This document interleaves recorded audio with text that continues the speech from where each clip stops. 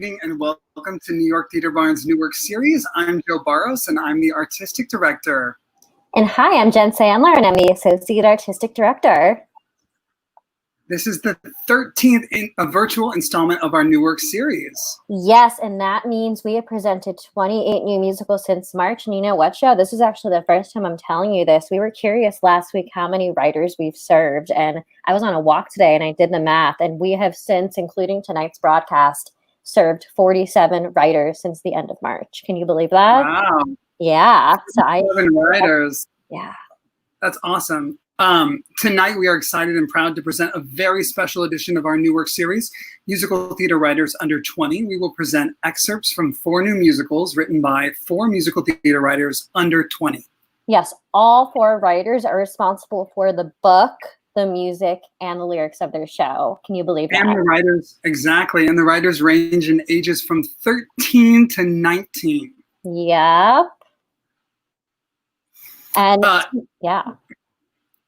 And tonight's broadcast will also be simulcast. I think this is the 4th or 5th week now to Broadway On Demand.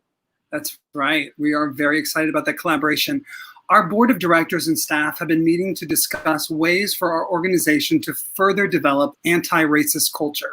Yeah, we had our first meeting a few days ago and it was really, really special. With intention, our company has been conscious about increasing diversity on and off our stage in search of a world rooted in equality. New York Theater Barn is an inclusive home for all artists, audiences, advocates, and allies. As white leaders serving an inclusive group of artists, we are always seeking ways of doing better. Change is coming, and we want you to continue to be a part of that change. Diversity is not equality. Black lives matter. Black trans lives matter. Black women's lives matter. Black Lives Matter. We actively seek out and curate important culture-shifting stories that we don't know from storytellers we want to hear from. We are doing this in an even bigger way as we stand with our entire community. Black Lives Matter. Here to tell us more about this initiative in New York Theater Barn is our board member, Blair Russell. Hello, my name is Blair Russell. I'm a producer, consultant, and a member of New York Theater Barn's board of directors. Throughout my career, I've made it my mission to support new voices and new work in the theater.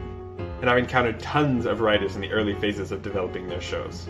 And although it seems like a simple idea, find a few actors, perform a few songs, the opportunity that New York Theater Barn offers is actually extremely rare. To present your work in front of an audience with no expectations and an amazing team behind you. When I was asked to join the board, it was a no-brainer. There's no other organization that supports new work the way that New York Theater Barn does. And I'm not surprised this team has found a way to continue that support, even in these times. New York Theater Barn believes that Black Lives Matter, and tonight 50% of your donations will be contributed to the Black Youth Project, which supports the voices and ideas of Black millennials. So join me in making a donation today that supports the voices of tomorrow. I'm so excited for you to see musical theater selections from writers under 20. Thank you for supporting live theater and enjoy the show.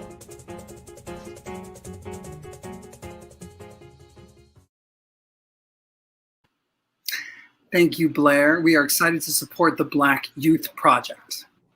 Yes, and we are also proud to support next week's charity, the Okra Project. The Okra Project is a collective that seeks to address the global crisis faced by Black trans people by bringing home-cooked, healthy, and culturally specific meals and resources to Black trans people whenever we can reach them and wherever. The Okra Project is founded and facilitated by Ian Field Stewart, who is the book writer of A Complicated Woman, The John Kenley Show, a new musical we recently developed. Last week's New Work series featured the new musicals Tarrytown by Adam Wachter and The Dogs of Pripyat by Jill Abramovitz, Leah Napolin, and Aaron Accurso. Yeah, and here is a clip from last week's presentation of Tarrytown. Take a look.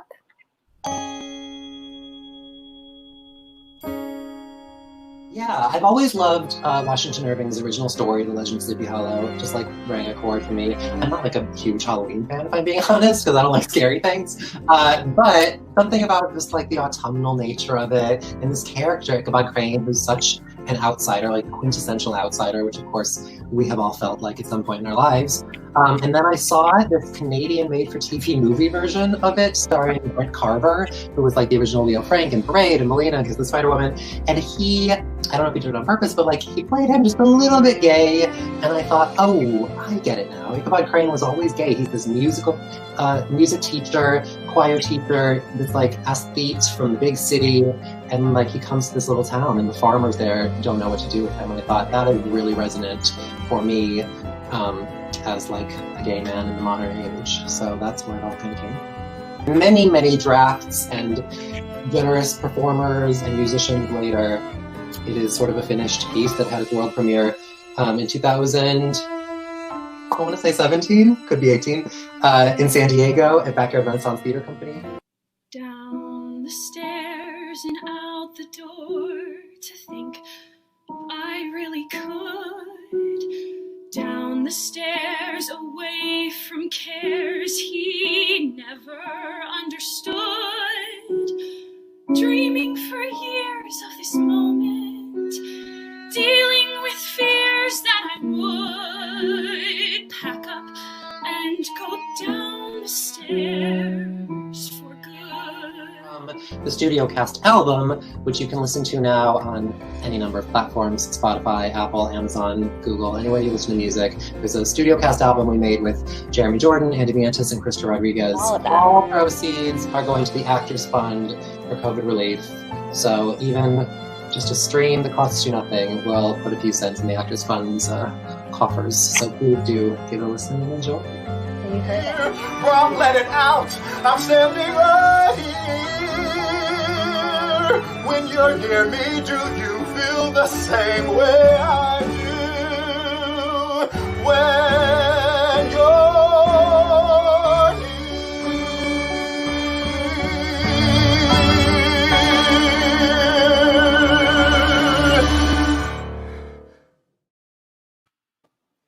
What next? Wow. And if you want to talk about young performers, both of those performers from Adam's broadcast last week are recent college 2020 grads from Point Park and UMich. So young talent is all the rage right now.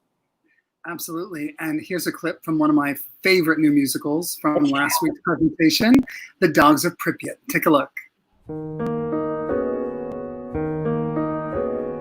I was listening to an NPR story about the pets that were abandoned or ordered to be abandoned after Chernobyl, and listening to these haunting tales of dogs running after the buses that took their masters away. I mean, these images that just grip your heart. You know, what would we do in the most unimaginable of circumstances? And that's part of what appealed so much to us about it, was that not only is this story of abandoned dogs coming up more and more actually in recent memory, but also in light of recent world events, ongoing world events, it's a metaphor about survival. And I'm noticing the more we write it, the more I'm noticing it feels like a metaphor for my grandparents were Holocaust survivors.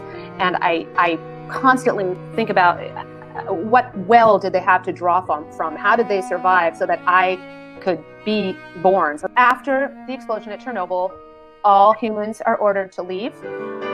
I won't believe the gossip and I won't believe the lies. You can't be moving on. And just like how I know the moon is always gonna rise, I know that you're not gone. You'll come back, of course you will. I'm yours, you always say.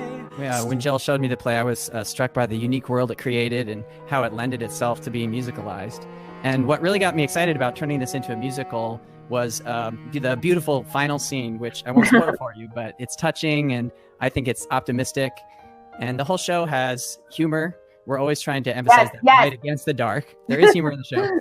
Is how we deal with humans playing dogs in the show. Oh, yes. They stand upright, they wear clothes, and they speak English. They're completely anthropomorphized. Yeah. There's no arf, arf, bark, bark. I was better off without you. It's like talking to a wall.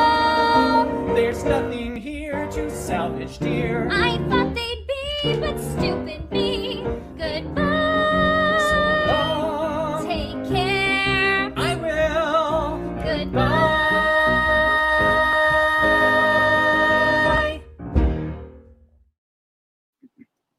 Oh, I love that show. We have I so know. many so many friends out here in the audience tonight. Seeing everybody comment, I just wanted to give a shout out to our friends at The Right Way and SSTI, the Southeastern Summer Theater Institute. And I see Mr. Josh Freilich. Hi, Josh, among other people, but love the front foot support for Danny Feldman. So let's get started. Two of tonight's featured writers, 16-year-olds Elyse Marra and 13-year-old Joshua Turchin, both have albums produced by Broadway Records. Yes, heard that right. And here to launch us into our program and to tell us more about Broadway Records is president and founder Van Deen. Hello, my name is Van Deen, and I am president and founder of Broadway Records and the producer of many shows and albums, including Anastasia, Cinderella, Jagged Little Pill, Matilda, and more. Broadway Records is proud to support new works and the preservation of musicals. We recently released Frankie by 16-year-old Elise Mara, and will soon be releasing the Perfect Fit EP by 13-year-old Joshua Turchin. Elise and Joshua are two of the youngest musical theater writers ever to have a cast recording released on a major Broadway label. We are thrilled to support young writers and also want to congratulate Danny Feldman and Abigail Greenwood on finding and pursuing their passion at such a young age.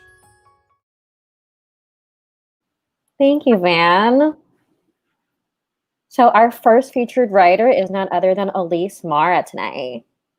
Elyse Mara is one of my favorite humans. She's the 16-year-old writer of the new musical Frankie, recently released on Broadway Records and featuring Tony nominee Caitlin Kinnunen in the title role. Tonight we are excited to present Elise's new musical, The Hippie and the Hitman, of which she wrote the book, music, and lyrics. Yeah. The lives of a hippie activist and a hitman for the Irish Republican Army converge in 1975 when Ireland is divided by a civil war between the Catholics and the Protestants. And now joining us from her home in Michigan is the writer of The Hippie and the Hitman, Elyse Marra. Hi, Elyse. Hi. This is your second time on one of our broadcasts. We had you on for Frankie back in April, I think it was. Yeah.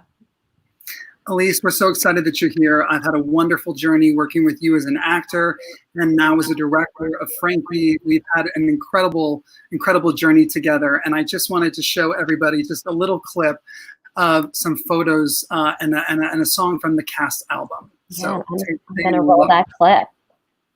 Just another day in another life that doesn't feel like my own. Still I do the work and I put in the time, but I don't get a return. And I know that I should just do more with what time I have left. But until then, I take a deep breath. I take a deep breath.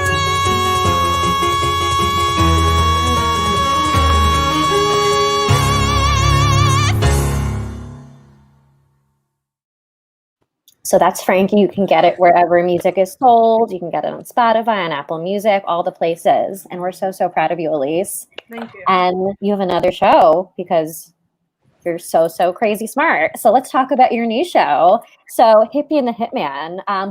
Actually, before we do that, tell us more about how you first started writing and what inspired you to write. When I was younger, in middle school, I liked to write like novels and short stories, and I've been playing classical piano for about 10 years. So when I took a trip to Alcatraz and I decided to write a story based on that, the two worlds kind of collided. And I was like, I guess it has to be a musical now. And it worked out well. A 16-year-old who lives in Michigan wants to take a trip to Alcatraz. I love that. Elyse, what inspired you to tell the story of the hippie and the hitman beyond this discovery? I think it was just a news article that I read about the Northern Ireland conflict, and I'd never heard of it. I was never taught about it in my world history class at school or anything. And it just seemed like an interesting setting to put two characters in and kind of see what happens. And what inspired you, besides even Hippie and the Hitman? How did you know you wanted to be a writer? Well, it all started, I was bored in class a lot, so I would just like write. Some kids doodle, I guess. It kind of finds you, but once it finds you, you have to like be able to work at it and put in the time. Yeah. Great. tell us where the show is in its developmental journey. I know you did a reading this past fall. Let us know a little more about that. Yeah, it was in December, and it was in Kansas City. We rented a space. I got some friends together from the Southeastern Summer Theater Institute, and we put on sort of a reading concert version of the first act of the show.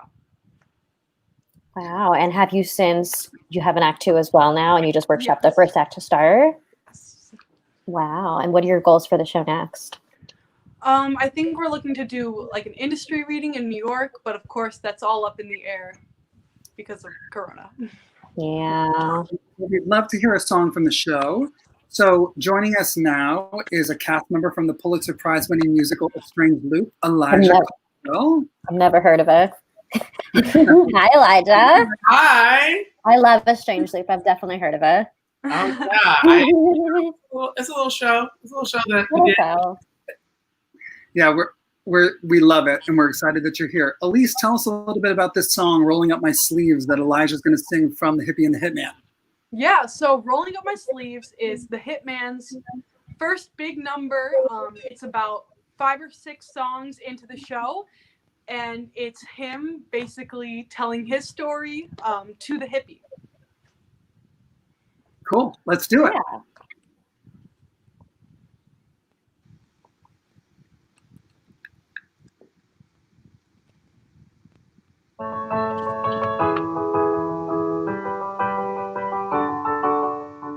When I was 10, my father sat me down on the living room couch. He said, son, we're moving to America.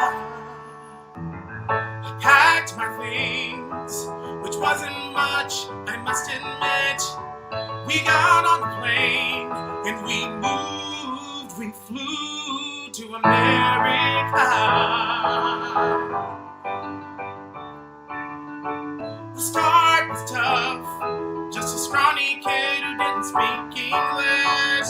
And quickly learned that to earn my place I had to earn my stay. Rolling up my sleeve, jumping town to town, never knowing to plant my feet. Jumping job to job, going place to place, always wanting but never complete.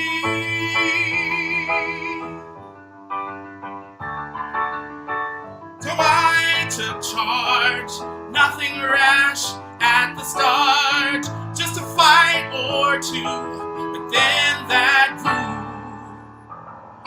I assume you can probably guess what came next. Next thing I knew, I was America's most famous hitman. Rolling up my sleeve, going place to place, never wanting to plant my feet. Jumping job to job, going place to place, always wanting but never complete.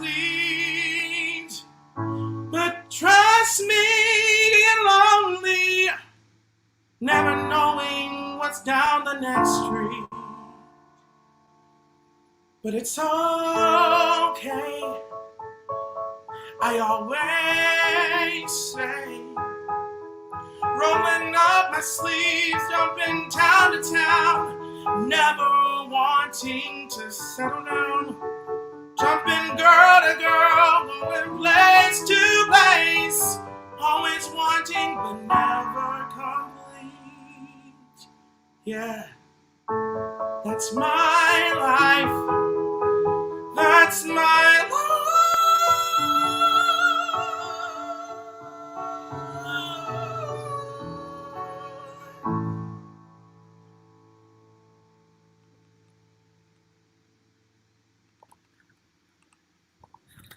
Yes, Elijah. Yes. Fantastic. So for those of you who have worn out, take a deep breath on the cast recording. You now have a new song to listen to. Elyse, I love singing your song. Thank you for having me do it. I really loved it. Thank you for singing it, Elijah. I loved it. You sounded great. What a range, someone says. I agree. Mara, never met her. Hey, Kathy. Anyway, we loved it. We can't wait to hear more from you in this show and all of your other shows. Thank you so much. And Frankie the Musical, where music is streamed. Yes, get it. I think, what are you up to in the iTunes charts now? What was your high? Your high was like 4? Peaked at 4, and then we were on the Billboard charts for the week. Yeah. You heard that. I love that. I love that she didn't know the exact number, because she's like, I'm the writer. I'm the cool writer. Yeah. Numbers don't matter. No, they're just numbers. Just numbers. Awesome. Well, thank you, Elyse, and thank you, Elijah. And we Josh can't Riley, wait until you can have an industry reading. Mm-hmm. And we'll see you soon. Thank you for having me. Of course. All right, and now on to our third writer. Sorry, that's definitely our third writer, not our second writer. So I was in the wrong place. It's our second writer. I love how I was like, Jen is so wrong right now, and she's giving me this look like you're wrong. And now on to our second writer, Danny Feldman. Yes, 19-year-old Danny Feldman. His birthday was very recent. He was 18, and then I just told Joe he was 19. Danny Feldman wrote the book, music, and lyrics for the new musical Hide and Seek. Hide and Seek is a semi-autobiographical musical that chronicles the journey of a high school sophomore who struggles to come to terms with his newfound sexuality. As he attempts to find his true self, he learns more about living life authentically. And now joining us from his home is the writer of Hide and Seek, Danny Feldman. Hello, Danny. And I think you're coming to us from Long Island, right? Yes, rainy Long Island. Rainy Long Island. So 18-year-old Danny Feldman just turned 19, which is exciting. When did you first start writing, and what inspired you? You know, I've been writing little melodies as long as I can remember. You know, when the iPod Touch came out, very big deal because I was able to record voice memos. But I think a lot of my writing and inspiration to write is credited to my high school music teachers, and learning music theory with them was finally when I was able to understand like why I love musical theater so much. And that was at the same time that I listened to Jason Robert Brown, and I was like, oh, I love him. And so I think like understanding that relationship was really what led me to believe that I could write musical theater. And I know when you got to French Woods, I know that strengthened it even more, I'm sure, right? Yeah, absolutely. And can you tell people, if they don't know what French Woods is, what French Woods is? Yes. So French Woods is a performing arts-based sleepaway camp in Hancock, New York, upstate. I was a camper for 7 summers, and I'm going to be staff for the 2nd summer this year. We're online. But it's really an amazing place for young theater makers and dancers and anyone within the performing industry. But also, if you want to play sports, we do that too. And it's a great camp. It's run by Ron and Beth Schaefer. And I love them so much. And I love French Woods. Some of my best friends work at French Woods and went to French Woods. So I definitely, if you are a young performer, French Woods is one of the best places you could be. Absolutely. So Hide and Seek, I know you really gave birth to it at French Woods. What inspired you to tell the story of Hide and Seek? Well, so when I was writing I decided that I wanted to write 7 or 8 songs to put up at French Woods. And sorry, I'm getting distracted by all my French Woods friends. I wanted to write some songs to put up at French Woods, and they all ended up being about my personal coming out experience. And it was pretty selfish. And so by the time we did the performance, it was all about me and me. And then people would come up to me afterwards saying how excited they were to see themselves up on stage. You know, a lot of musicals about the LGBTQ community are based in the 70s and early, but to see what it's like in modern times, like Frankie and like The Prom, I think people really liked to see, and they really related to that.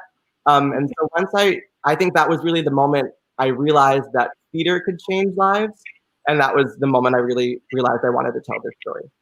Wow. And I know you worked on the show at French Woods, and then your development path kind of started from there when you met my friend Ben Kaplan, who's also your friend and mentor. Absolutely. So Ben Kaplan saw that 7 song cycle, and he came up to me after and he was like, okay, I have to tell you a thing. I work at 54 Below, and surprise, we're doing Hide and Seek. And that, it was a longer conversation than that. But he was amazing, and he pushed me to really write it.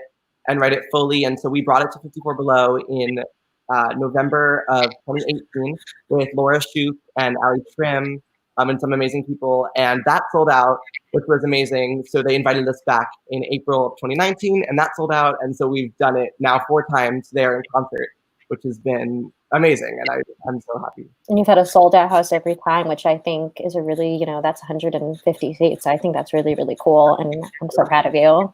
Thank you. Yeah, no, it's been a whirlwind. Absolutely. That's awesome. Congratulations.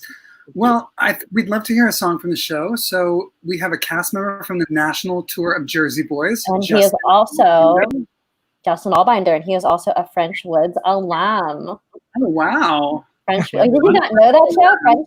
French Woods Pride. Hi, Justin. Hi, Joe. Hi, Jen. Hi, Danny. I'm so excited that you're here to sing the title song for the show. So, Danny, tell us a little bit more about Hide and Seek from Hide and Seek. Right. So Andrew, who is the main character of the piece, he goes through the beginning of the show figuring out his sexuality and who he is. And by the time he gets there, about 3 songs into the show, he's faced with a decision. Do I tell people, or is that going to backfire? Should I maybe stay hidden for a little bit and just kind of dip my toe in the water and see what everything's like outside? And so he decides to play this little game of hide and seek. And yeah. And this is the game. Okay.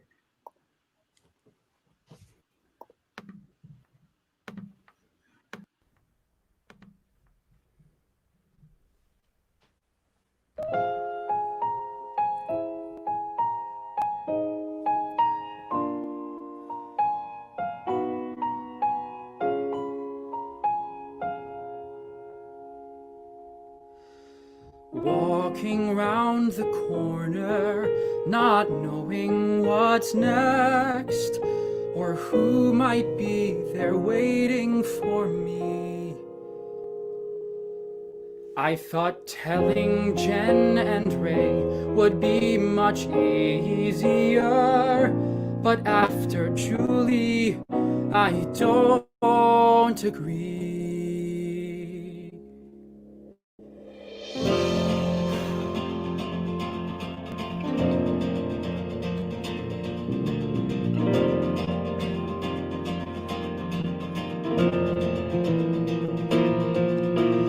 How do I go from here? Who do I tell?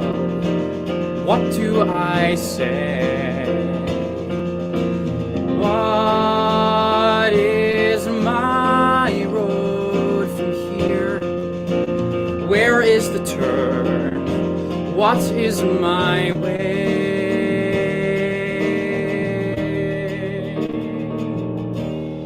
What now?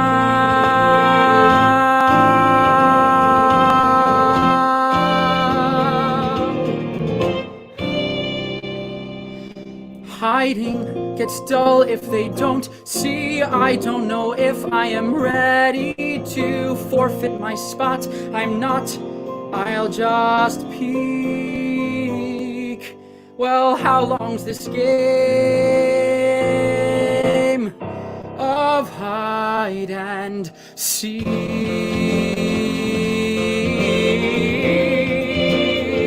Whoa.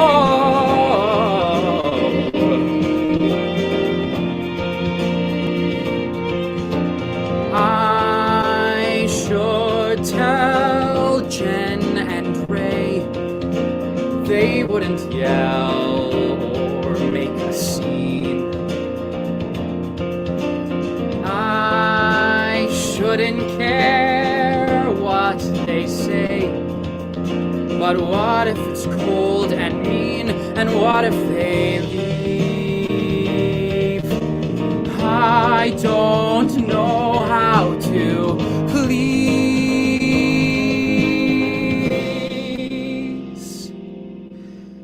Hiding gets tired if I stay in, but I don't know how I'd begin to say who I am. I can't, it's not time, 'cause I'm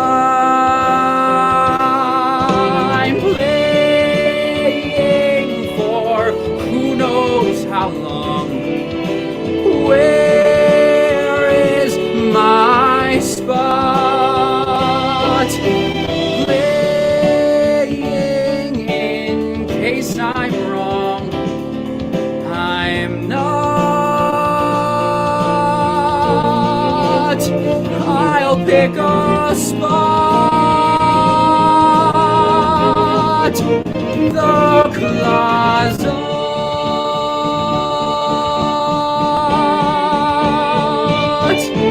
And I'll stay in high for a short term, and I'll come out when it's my turn to follow that path. At last, I'll stand tall. I'll pick a time for me to leave here from this spot before they see me hiding out. No doubt that I'll pass, and I'll end this game at last.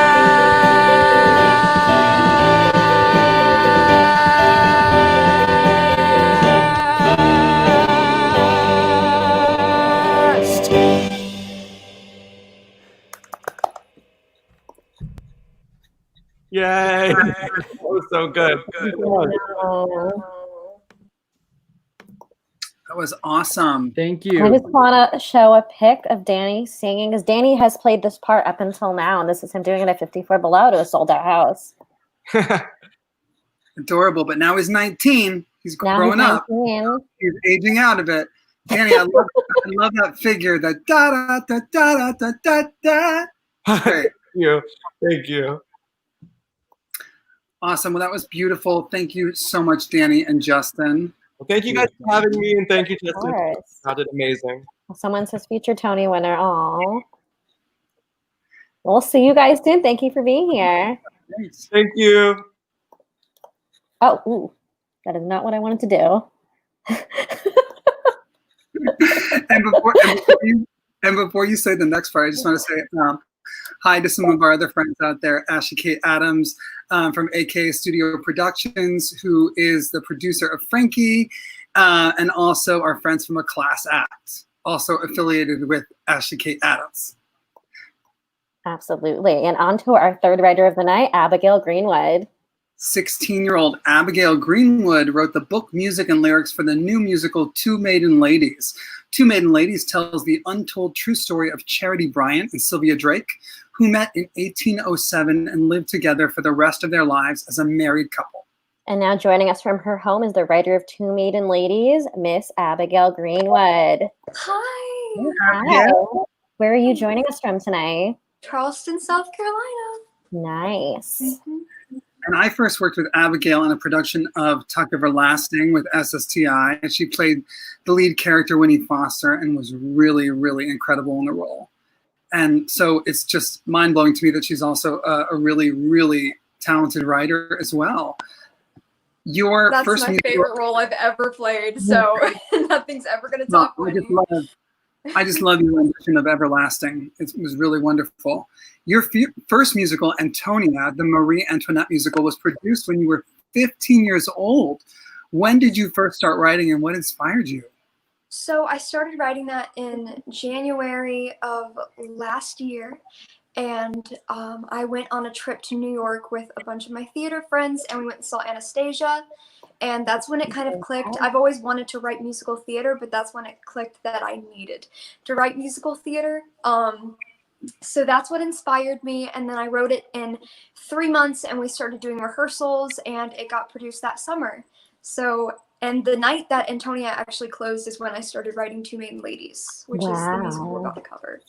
And I know you have a very big following on a platform I don't know very much about called TikTok. And this is you actually singing the song on TikTok, which I know you have a lot of people that sing the song on TikTok and you get to see them singing it. But tell us more about your TikTok following. And I know Presley, who's singing your song tonight, also is a big TikTok star as well. Yes. So TikTok is an upcoming app that's very fast with everything that happens in it is very immediate. So I've been working to get my musicals out there for a long time on Instagram, but once I started working with TikTok to do it, or working on showing it through there, that's when it really started gaining traction. So I kind of owe all of my people from TikTok, I owe it all to TikTok, that app, because that's what got me where I am as far as the beautiful people who support me. So well, you have a lot of fans here. Your TikTok fans are here. Your relaxing fans are here. They're quoting the show. Yes. We're all here from TikTok. Yes, you guys are. Icon, someone says. Tessa, she's my student. I love Tessa. Aww. So where is the show in its developmental journey? What have you done so far with the show? Well, right now we're trying to put together a demo cast album virtually. So finding people who have recording equipment from the app TikTok to play different roles and do a little demo album so I can put it out on Spotify. And then eventually with that, we're going to be working on raising enough money to do a cast recording. So professionally recorded. So that's what we're trying to do. And just developing the show, changing it as it goes, and workshopping it. So. Awesome. Well, let's go ahead. I was going to say, what inspired you to write this story? Because I've never heard about this story of these two women before. And I know I Googled a bunch after I found out about your show, and it's so interesting. Yes. So I've always been a huge fan of history, but as a queer woman, never was I ever taught any sort of LGBTQ or queer history. And there's not a lot of roles or shows that feature the fact that, you know, queer people have always existed in time. And they did this thing, what you'll read in the biography that I have right here by Rachel Hope Cleaves, is that they hid in plain sight. Like their tactic for living in peace was just being open. And in small towns, like a town that I grew up in, there was very much a don't ask, don't tell mentality that actually kept people like Charity and Sylvia safe from their reputations being ruined. So this is a very good example of kind of what I felt like growing up of don't ask, don't tell. So, and I wanted to represent that and give opportunities for queer actors to play in stories like this. That's amazing. Can you tell us about the song we're going to be hearing tonight? So I Choose You is sung by the character Sylvia Drake when she realizes, you know, not even as a queer woman, but just a woman, that she has, you know, she can control her own fate and her own destiny. And it's something that I think women really need to remind themselves even now of, like, I have a choice to live how I want to live. So this is her point when she is kind of coming to terms with her own choices. She is actually raised in a family of 14 children, and, you know, childbirth and being with a man is enforced on them because her father died at a young age. So they always had to provide for themselves. So the mother kind of used her children as pawns on a chess game to be able to be financially stable. But she owned a tailor shop on her own with no man's help, with her lover Charity. And so this is the point where she realizes that she can do that. She has that choice. Wow, I want to read this book now. That's amazing. It's right there. And we have the amazing Presley Ryan of Beetlejuice singing tonight. You were going to say something, Joe. I was just going to say, hey, Presley, I don't think we have enough queer women roles in theater, let alone musical theater. In fact, one of the only ones I'm thinking of right now is Small Town Story, a show we conceived in Fun Home, which Presley was in on Broadway. And the prom. And the prom, exactly. But I don't think that's enough. No, there's never going to be queer women writers in Broadway. Yeah, you have Lisa Kron, but other than Lisa Kron, like, that's the only one I can think of, like, right off the bat, and it's crazy, and it shouldn't be that way. Which is exactly Abigail, why I do this. Absolutely. In rehearsal, Abigail, you were saying that about a year ago you had seen Presley in Beetlejuice on Broadway. That's her on TikTok if you want to. Yeah, you're both TikTok stars. Yes, I saw Presley on stage. Icon. Oh my god, thank you. Presley is a star. She was a star as a child, and now as an adult, she really is making waves. I was so lucky to work with her on the Chicago production of Beaches, where she played young Cece Bloom. She was young Shoshana Bean, and she was wonderful. Thank you. That's such a fun show. And hopefully we get to see it again post-quarantine because it deserves a longer run. Definitely. That's right. All right, well, let's hear this fantastic song, I Choose You, by Abigail Greenwood.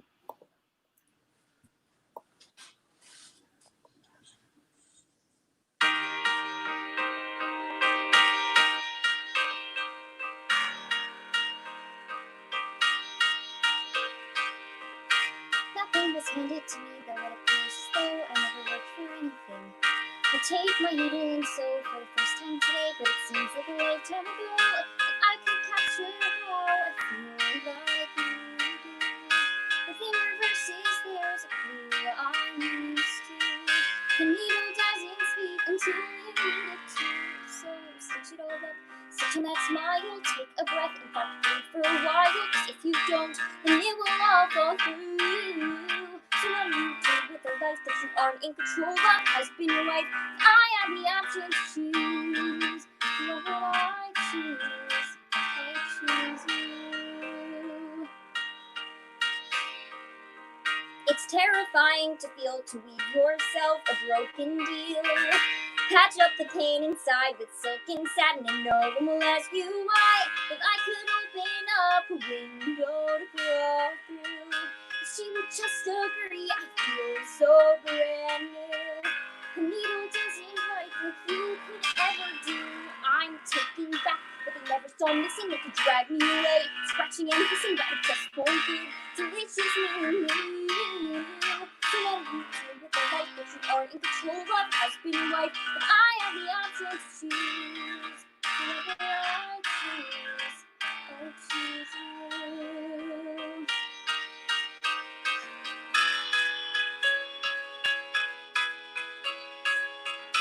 Picking up on the slack, yet I make my way through what we lack.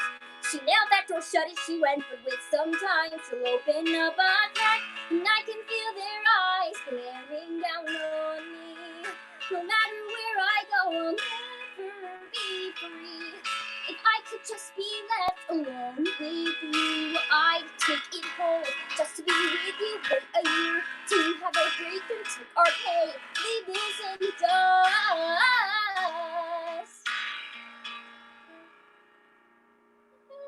It's not how it works, 'cause I'm not told first, and I made a promise that I intend to keep. So here I am, unapologetic. I will never fall weak or pathetic. Make the call. You are who I love. So what do you do with a life that you are in control of? Husband or wife, I don't have the option to choose. What I choose, I choose you. Oh my gosh, that was amazing. Oh my god, thank you. I'm truly so honored to sing your song. It's such a beautiful song. I love it so much. I'm honored to have you sing it. This is insane. Honestly, my favorite part of this entire night is watching. I don't think people know this on StreamYard, where we host this, we can watch everyone watch when they're not on screen, but they can't see anyone else. And watching the writers watch the performers sing tonight has been, I think, my favorite thing. Because you guys, you guys are so happy, and I'm so happy you're so happy. Well, we're just reminded that, theater is really, a special thing, and that, it can be a fun thing, and that while it is a business, it also is about changing lives and about making the world a better place and making us happy people. Sometimes I think the universe forgets that. Yeah. Or that theater can be a catalyst for change, like this show. Yeah. Anyway, thank you both so much. Thank you, Presley. Thank you, Abigail. It is a beautiful, beautiful show, and I'd love to read that book. Absolutely. It's on my list now. Rachel Hope Cleaves, y'all. Charity and Sylvia. There we go. Do it. You should start a book club and have everyone talk about it with you. Well, we'll see you soon, hopefully. Thank you guys for being here tonight. Yes, thank you so much. Bye. And now I can't believe we're here. On to our fourth and final writer, Joshua Turchin. 13-year-old, I still can't believe he's 13. 13-year-old Joshua Turchin wrote the book, music, and lyrics for the new musical, The Perfect Fit. The Perfect Fit follows a driven child actor who is sabotaged by his vindictive stage parent who would do anything for her daughter to succeed. The studio recording EP of The Perfect Fit will be released by Broadway Records on July 17th, featuring Laura Benanti, Nikki Renee Daniels, and more. It is the first ever fully orchestrated remote musical concept EP to be completely recorded virtually.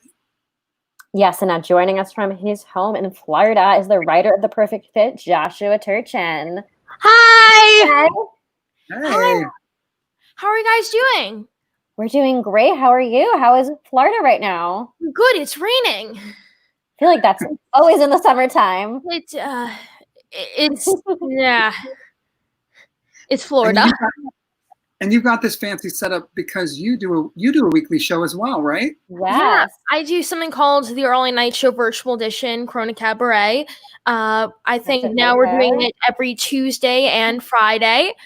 And yeah, it's so much fun to do. We've had so many incredible guests on the show, like Luke Islam and we actually had Laura Benanti and Gracie Michis and a bunch of other incredibly talented people. Awesome. I love that. And this is the first album I know we said that was ever recorded during quarantine. It was all remote. And how did that all happen? Because I know you had plans to do this album in person before this entire thing happened, and then you shifted everything. Yeah, so what happened was that we were going to do an actual studio album sometime in the summer. However, the magic of Corona happened, and unfortunately, everything was paused. And that's when we came up with the idea. We were going to partner with Broadway Records to release an album, but we came up with the idea, what if we just do it all remotely? And that's when we created one of the first virtual EPs. And it was so much fun to watch the EP develop. And it's actually going to be released on July 17th. Wow. So hey, I'm really excited. Wherever you can download your music, that's where it's going to be. You got it. And what inspired you to be a writer? How did that all start for you? Well, I've always had a love for composing. I've been composing since I could first reach the piano keys. And around 5 years old, believe it or not, I wrote love songs. And that's how I started out. But over time, I've always had love for musical theater specifically. And over time, I realized that this is what I want to do. I want to be a performer. I want to be a composer. And music is a part of who I am. It always has, and it always will be. And yeah. Wow, I love that. Well, and you're also a performer, which is exciting. You were cast in Trevor the Musical, Dan Collins and Julianne Wick-Davis's show. Allison Frank was also telling me that you were in The Grinch. So you've done a lot of... I did A Christmas Story on tour. Story, yeah. And you were in Forbidden Broadway. Sorry about that. Allison Frank was telling me that you were in A Christmas Story. And Forbidden Broadway, exactly. So what inspired you to tell the story of The Perfect Fit? Well, a lot of personal experiences. They say, write what you know. And that really rings. I hold that dear to me. I see my friend Holly is writing, will you play some accordion for us, Josh? I'm sorry, I left my accordion in New York. I'm sorry. But yeah, being a professional singer, actor, and dancer in the theater world, there was always this thing that the stage parents would talk about. It's called the quote-unquote dead zone, where you're too old to play a kid, but too young to play an adult. And I wrote the show because I love composing, and I love to give opportunities to people in the theater business. I love that. And I know we already talked about the development of the show a bit with the album, but is there more? Have you had readings? What else has been going on with the show? Well, I actually finished writing The Perfect Fit when I was 12 last year, and it was accepted into an international theater festival in New York City. The show sold out its entire run before we even opened and won awards for Best Book of Musical and Best Ensemble. And it was really cool because I was the only child out of hundreds of applicants to have a show in the festival. And we had a great response from the New York Times, Wall Street Journal, and New York Post. And so far, with developing the show further, I've updated the script and I've written 4 new songs for the show. And we're really hoping to have a full production soon. But once theaters reopen, but until then, we are continuing to record new music and we'll be having a reading soon. Okay. And the festival it was Ken Davenport's festival, right? Yes, it was the Rave Theater Festival. Yes. That he founded, I think last year was the first year of it. Yes. Awesome. Well, we are excited to hear a song from your show. So tell us who's going to be singing the first song. So, Grace DiMichis, who was in Harry Potter and the Cursed Child on Broadway, she's so incredible. She's playing the role of Callie. Stuck in Your Shadow, which is the song you're about to hear, is sung by Callie, who is the lead Jake's sister. It's basically her breaking free song. She's been following her brother's lead, and the focus has been on him. This is basically her self-discovery song, trying to find her perfect fit. Awesome. Hey, Grace. Hi, how are you? I'm doing well. Thanks for joining us tonight. We're so excited that you're here. I'm really excited. All right. Hear the song. Let's jump in. Cool.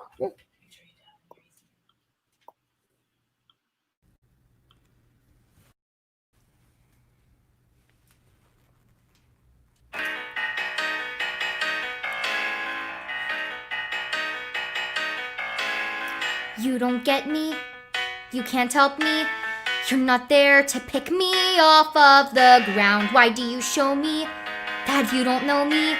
When I need help, it's the same old story. Just silly orders, no crossing borders. No one takes me for who I really am. I'm just annoying, I keep destroying the rules and figures that I'm left to command. Can't leave, come on, despite the fact that you keep leaving me with feelings I can't hide. Oh, you always make me feel a part of me has died.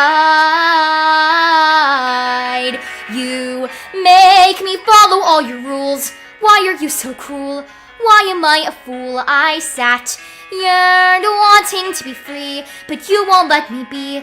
I wish that you would see I'm stuck in your shadow. Why can't you just let me go? Stuck in your shadow, feeling every pull. Why don't you know I'm stuck in your shadow? No happy ending, you're not worth spending even a minute of my time on, and so I'm gonna get up. No need to fess up, and now it's too late, cause you pushed your sis behind. I'll leave so long. You had never cared for me anyway. Come on. You never listen, so I guess you won't hear me when I say I obey every rule. Why are you so cruel? I am such a fool. I sat yearned wanting to be free, but you won't let me be. I'm right here, but you can't see. I'm stuck in your shadow. Will you ever let me go? Stuck in your shadow, feeling every pull. Why don't you know I'm stuck in your shadow? Staring at the wall all by myself, talking to myself, feeling very lost, so I reach up, scared all by myself, longing by myself, wishing there was air to breathe. No, I say just to stop, it's finally my turn to get out of the shadow. So I will make a stand here, making my demand here, breaking out and finally free, and I'll make sure that you will see that I'm done following the rules, trying to be cool. Don't play me for a fool, I'm through with staying in the lines. I know it's not a crime, 'cause finally it's time to be out of your shadow. It's time for you to let me go out of your shadow. Hopefully I'm through and over you and out of your shadow. Finally I'm through and over you, 'cause guess what? I'm out of your shadow.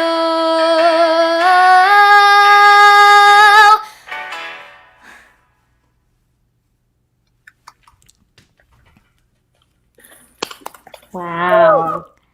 Awesome. Thank you.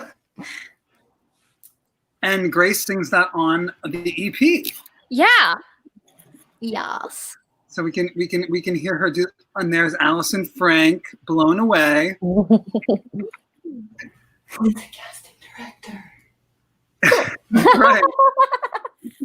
Well, we are so excited to see the show in person when we can gather again, and I can't wait to get the album next month. Yeah, I'm really excited for you all to hear it. I'm so glad that Broadway Records recorded it. We can't wait to get it. It's going to be a blast. And we're still freaking out that you're 13, but we'll get over it. Until It's Awesome. like I just can't even. Well, Grace, you're blowing our mind too. You were wonderful. So thank you so much. And thank you, Josh. Can't wait to get the album. Thank you all so, so much. We'll see you guys Thank soon. you so much. Thank you. Bye. Bye. Oh, that was so much fun. I'm so glad we eventually got to do that because we postponed that due to the Black Lives Matter movement, which we are more than happy to support. Absolutely. A huge thank you to Katie Kearns for putting her heart and soul into telling stories with us each week. We love you.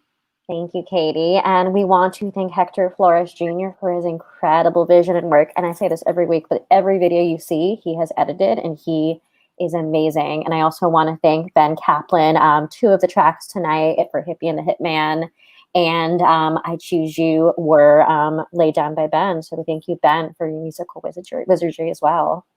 Yeah, and Ben's a great writer who was featured in the series, his awesome show. I don't want to talk about it. So thank you, Ben, and thank you, Hector. And thanks so much to board member Blair Russell for his light and message this week. Thank you, Blair.